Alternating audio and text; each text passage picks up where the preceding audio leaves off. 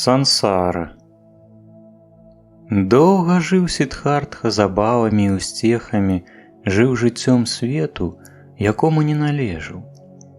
Пачуцці, забітыя суровымі гадамі пустэльніцтва, зноў буджаліся. Ён спазнаў багацце, спазнаў асалоду, спазнаў уладу, і ўсё ж доўгі час заставаўся ў душы саманам. І Камала, мудрая Камала, адчувала гэта. Майстэрства думаць, чакаць і пасціць усё яшчэ складала аснову яго жыцця. Людзі свету, людзі-дзеці усё яшчэ заставаліся чужымі яму. Гэтак жа, як і ён быў чужы ім. Міналі гады. Акружаны дастаткам, Сіддхартха ледзь заўважаў, як праходзіў час. Ён разбагацеў, у яго даўно ўжо быў уласны дом, і слугі, і сад за горадам каля ракі. Людзі любілі яго, прыходзілі, калі мелі патрэбу ў грошах ці радзе, але ніхто з іх не быў яму блізкі, акрамя Камалы. Тое высокае, светлае пачуццё абуджэння, якое ён перажыў калісьці ў часы росквіту свайго юнацтва, у дні пасля пропаведзі Гатамы, пасля расставання з Гавіндай, тое напружанае чаканне, тое гордае адлучэнне ад вучэнняў настаўнікаў, тая жывая гатоўнасць ва ўласным сэрцы пачуць боскі голас, усе гэтыя прачуванні будучыні паступова ператвараліся ў мінулае, станавіліся ўспамінамі. Слаба цурчала недзе ў далечыні святая крыніца, якая калісьці была так блізка, якая струмянілася калісьці ў ягонай душы. Але шмат чаго з таго, чаму ён навучыўся ў саманаў, у Гатамы, у свайго бацькі Брахмана, доўгі час заставалася ў ім жывым, не знікала. Заставалася ўмеранасць, радасць разважання, звычка да сузірання, таемнае веданне сваёй сутнасці ад вечнага «Я», якое не знаходзіцца ні ў целе, ні ў свядомасці. Многае з гэтага яшчэ заставалася ў ім, але з цягам часу паступова кудысьці адсоўвалася, пакрывалася пылам. Як ганчарны круг, аднойчы запушчаны, яшчэ доўга кружыцца і толькі паступова запавольваецца і спыняецца, так і ў душы Сіддхартхі працягваў кружыцца круг аскезы, круг думкі, круг розуму. Кружыўся яшчэ доўга, усё яшчэ кружыўся, але ўжо павольна і слаба, і неўзабаве павінен быў спыніцца. Як сырасць прасочваецца ў ствол памерлага дрэва, павольна насычае яго і ператварае ў трухляціну, так светская і марная пранікала ў душу Сіддхартхі, павольна насычала яе, рабіла яе цяжкай і стомленай, усыпляла яе. Затое ажыўляліся яго пачуцці, яны багата што ведалі, шмат чаго запомнілі. Сіддхартха навучыўся весці гандаль, распараджацца ўладай над людзьмі, атрымліваць асалоду ад жанчыны. Ён навучыўся насіць прыгожае адзенне, загадваць слугам, купацца ў ваннах з духмянай вадой.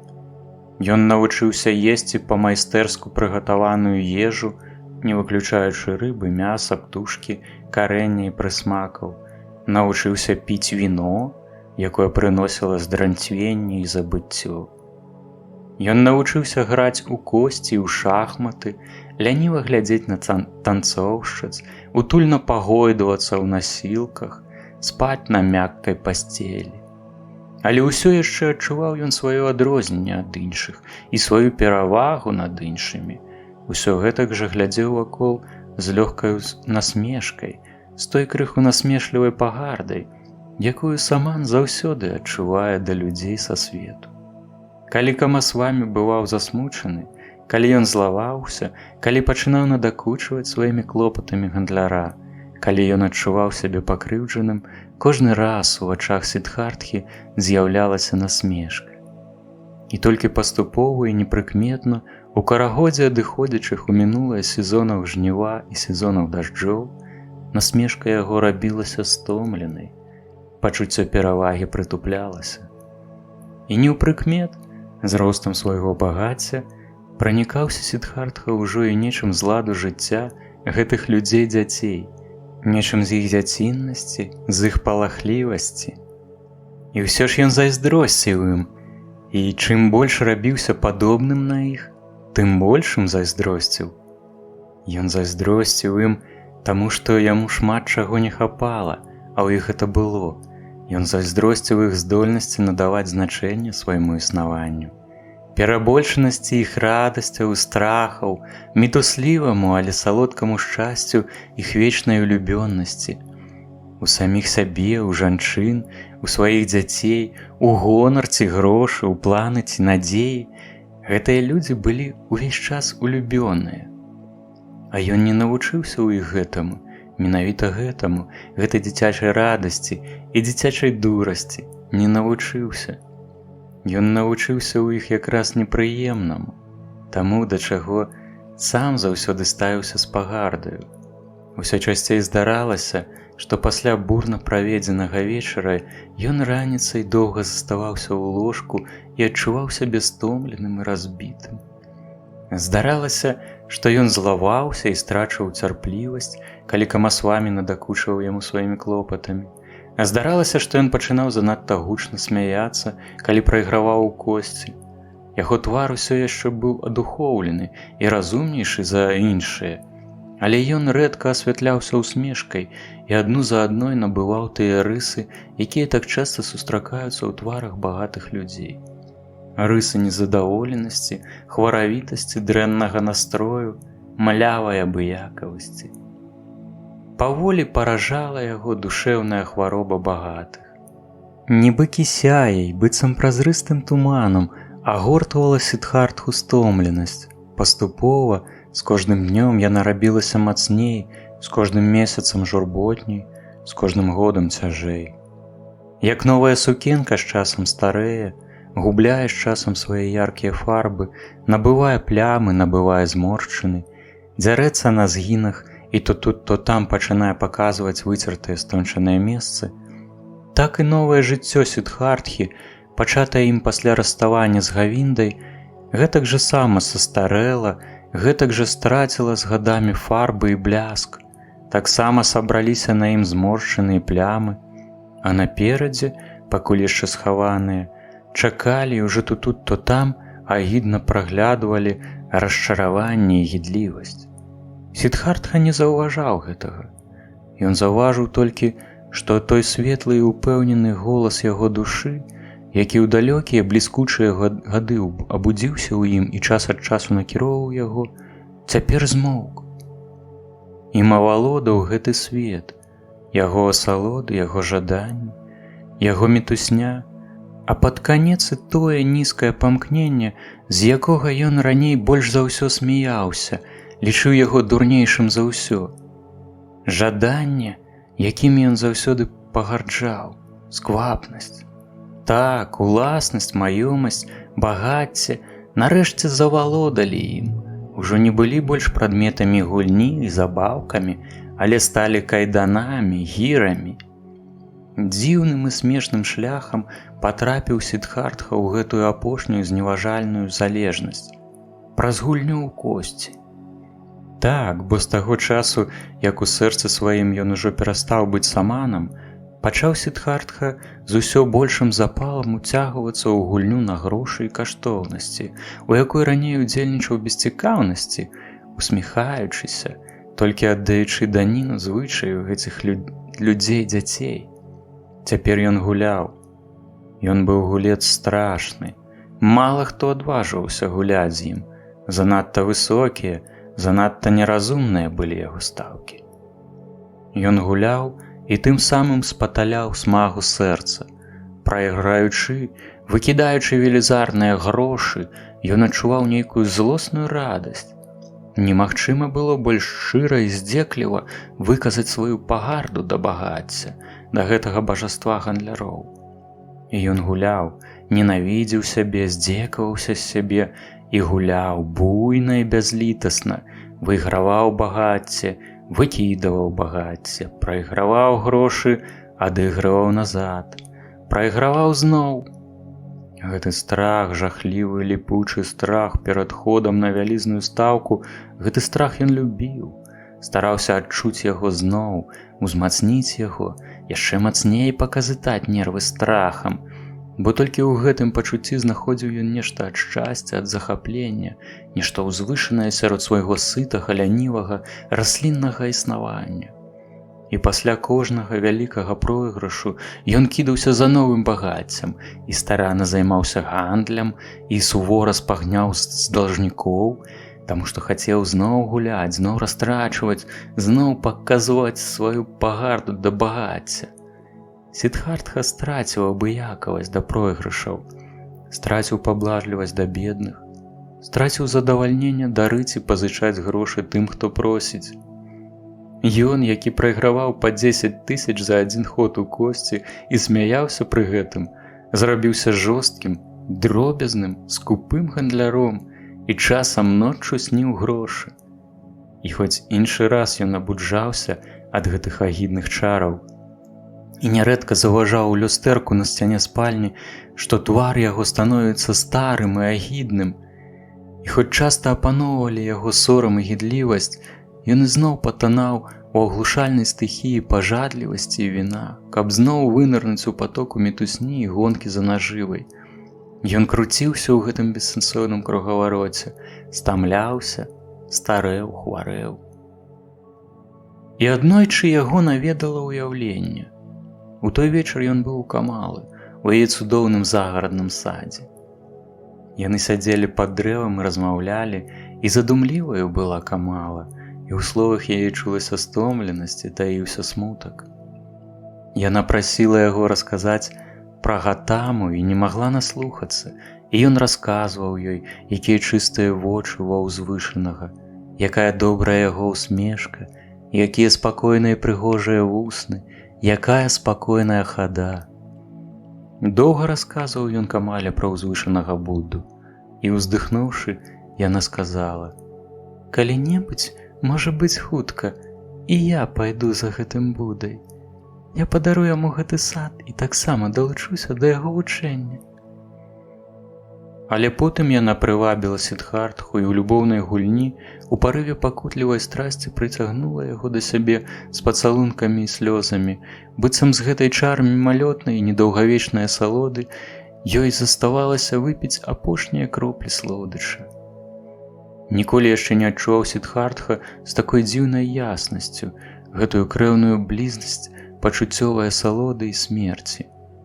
Потым ён ляжаў побач з ёй, твар Камалы быў зусім блізка, і ў ценях пад яе вачыма і ў кутках яе рота ён упершыню так ясна чытаў напісаны тонкімі лініямі ледзь прыкметных зморшчынкаў сумны надпіс, які нагадваў пра прыход восені, пра прыход старасці.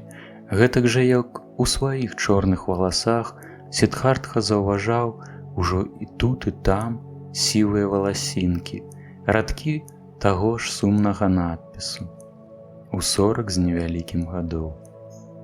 Стомленасць была напісана на прыгожым твары Камалы, стомленасць ад доўгага шляху без радаснай мэты, стомленасць і блізкасць завядання, і таемная, яшчэ не выказаная, можа, нават яшчэ не ўсвядомленая трывога, страх перад старасцю, страх перад восенню, страх перад непазбежнасцю смерці. З уздыхам развітаўся ён з ёю, з цяжкай душой, поўнай трывогі. Сіддхартха правёў гэтую ноч у сваім доме з танцоўшчыцамі за віном. Па звычцы дэманстраваў перавагу над навакольнымі, якой ужо не было, выпіў шмат віна. Далёка за поўнач дабраўся да сваёй пасцелі, стомлены і адначасова ўзбуджаны, блізкі да слёз і роспачы, і доўго беспаспяхова спрабаваў заснуць. Сэрца яго перапоўнілася пакутай, якую ён, здавалася, ужо не мог больш зносіць. Агіда перапоўніла яго, пранізала яго наскрозь. Гэтак жа, як цеплаваты, брыдкі смак віна і прыкрая надакучлівая музыка, і занадта далікатныя ўсмешкі танцоўшчыц, і занадта салодкі пах іх валасоў і грудзей. Але агідней за ўсё быў ён сам, яго ванітавала ад самога сябе, ад сваіх духмяных валасоў, ад прапахлага віном рота, ад сваёй соннай стомленасці, ад адчування ўласнай скуры. Як чалавек, які занадта шмат з'еў ці выпіў, пакутлівай рвотай ачышчае страўнік і радуецца палёгцы, якая наступіла, так і Сіддхартха, які пакутаў ад бяссоння, марыў у нейкім жахлівым прыступе млоснасці вызваліцца ад гэтых задавальненняў, гэтых звычак, ад усяго гэтага бессэнсоўнага жыцця, ад самога сябе. Толькі ў святле раніцы, калі ўжо пачала ажываць вуліца перад яго домам, ён задрамаў. Кароткія імгненні паўзабыцця, паўнядрэмнасці, але ў гэтыя імгненні ён убачыў сон. У Камалы у залатой клетцы жыла рэдкая пявучая птушачка. Цяпер яна снілася яму. Яму снілася, што гэтая птушачка, якая заўсёды спявала раніцай, змоўкла, і ён заўважыў гэта, і падышоў да клеткі, і паглядзеў, і ўбачыў, што маленькая птушачка мёртвая і ляжыць, скалелая на дне клеткі. Ён дастаў яе, потым нейкае імгненне узважаў на далоні, а потым выкінуў у акно на вуліцу, і ў тое ж імгненне страшэнна спалохаўся, і сэрца яго сціснулася такім болем, як быццам усё, што ёсць на свеце каштоўнага і добрага, ён разам з гэтай мёртвай птушачкай адкінуў ад сябе. Сіддхартха прачнуўся ад гэтага сну, ахоплены пачуццём глыбокага смутку. Бяздарна, так здавалася яму, бяздарна і бессэнсоўна праводзіў ён сваё жыццё. Нічога жывога, што мела б хоць нейкую каштоўнасць, што варта было б захаваць, не заставалася ў ягоных руках. Самотны і спустошаны стаяў ён, быццам чалавек, што пацярпеў караблекрушэнне ля чужых берагоў. Панура зайшоў Сіддхартха ў прыналежны яму сад, адчыніў брамку і сеў пад мангавым дрэвам, адчуваючы ў сэрцы смерць і ў грудзях нуду. Міналі гадзіны, і ён адчуваў, як нешта памірае ў ім, вяне, заканчваецца. Паступова сабраў ён думкі і прайшоў яшчэ раз у душы увесь шлях свайго жыцця з самых першых дзён, якія памятаў. Ці быў ён на вышыні шчасця, ці зведаў блажэнства? О так, шмат разоў. Якую радасць у дзіцячыя гады прыносіла заслужаная пахвала брахманаў, калі ён, нашмат апераджаючы аднагодкаў, вылучаўся ў чытанні святых вершаў, або ў дыспутах з вучонымі, або дапамагаючы пры ахвярапрынашэннях. У тыя моманты яго сэрца казала: «Перад табой ляжыць шлях, да якога ты прызначаны, цябе чакаюць богі». І зноў, ужо юнаком, адчуваў ён радасць, калі мэта, якая адкрылася яму ў роздумах, узлятала ўсё вышэй і вылучала яго з натоўпу іншых, прыцягвала да сябе, калі з болем спасцігаў ён сэнс брахмана, калі кожныя здабытыя веды нараджалі ў ім толькі новую прагу, тады зноў, не гледзячы на прагу і боль, захліствала яго тая ж самая радасць. «Далей, далей, ты прызначаны!» Ён ішоў за гэтым клічам, калі пакінуў радзіму і абраў жыццё самана, і потым, калі сышоў ад саманаў да таго дасканалага, і калі сышоў і ад яго ў невядомае. Як даўно ён не чуе гэтага клічу, як даўно ўжо не дасягае аніякіх вяршыняў, якім гладкім і нудным стаў яго шлях, колькі доўгіх гадоў пражыў ён без высокай мэты, без прагі, без натхнення, задавальняючыся маленькімі асалодамі, і ўсё ж ніколі не адчуваючы задавальнення. Усе гэтыя гады, сам таго не ведаючы, ён стараўся і імкнуўся стаць такім жа, як гэтыя многія, як гэтыя дзеці, і жыццё яго было куды больш пакутлівае і беднае за іх жыццё, таму што ні мэты іх, ні іх клопаты не сталі яго мэтамі і клопатамі. Свет гэтых камасвамі быў для яго толькі гульнёй, камедыяй, танцам, на які глядзяць з падушак. Яму падабалася Камала, ён даражыў ёю, але ці так гэта цяпер? Ці сапраўды ён усё яшчэ мае патрэбу ў ёй, ці яна ў ім? Ці не гуляюць і яны ў нейкую бясконцую гульню? І ці так ужо абавязкова для гэтага жыць? Не, для гэтага не абавязкова. Гульня называлася сансара, гульня для дзяцей, гульня, у якую, можа быць, пацешна згуляць 1, 2, 10 разоў, але кожны раз зноў і зноў. І тут Сиддхартха зразумеў, што гульня ўжо скончана, ён не можа больш гуляць. Дрыжыкі прабеглі па яго целе, ён адчуваў, нешта памёрла ў яго душы. Увесь дзень прасядзеў ён пад мангавым дрэвам. Думаў пра свайго бацьку, думаў пра Гавінду, думаў пра Гатаму. Ці для таго ён пакінуў іх, каб зрабіцца камасвамі? Ён усё яшчэ сядзеў там, калі спусцілася ноч, і зірнуў угору на зоркі і падумаў: вось я сяджу тут пад мангавым дрэвам, у маім садзе. Ён ледзь усміхнуўся. Што ж, неабходна гэта, правільна гэта, хіба не дурная гэта гульня? Што вось ён, уладальнік мангавага дрэва, уладальнік саду. З гэтым таксама было скончана, гэта таксама памёрла ў ім. Ён падняўся, развітаўся з мангавым дрэвам, развітаўся з садам. З-за таго, што ўвесь дзень ён нічога не еў, ён адчуў моцны голад і падумаў пра свой гарадскі дом, пра накрыты абедзенны стол, пра сваю спальню і пасцель. Стомлена усміхнуўшыся, ён пакруціў галавой і развітаўся з усім гэтым. У тую начную пару Сиддхартха пакінуў горад, каб больш ужо не вярнуцца. Камасвамі доўга шукаў яго, мяркуючы, што ён трапіў у рукі разбойнікаў. Камала яго не шукала. Яна не здзівілася, даведаўшыся аб знікненні Сиддхартхі. Няўжо не чакала яна гэтага кожны дзень? Хіба не быў ён саманам, падарожнікам, бяздомным? Яна асабліва моцна адчула гэта ў іх апошнюю сустрэчу і праз боль страты цешылася, што так моцна прыціскала яго да свайго сэрца ў той апошні раз, што яшчэ адзін раз адчула сябе да канца адданай яму, пранікнутай ім. Калі ёй прынеслі першую звестку аб знікненні Сиддхартхі, яна падышла да акна.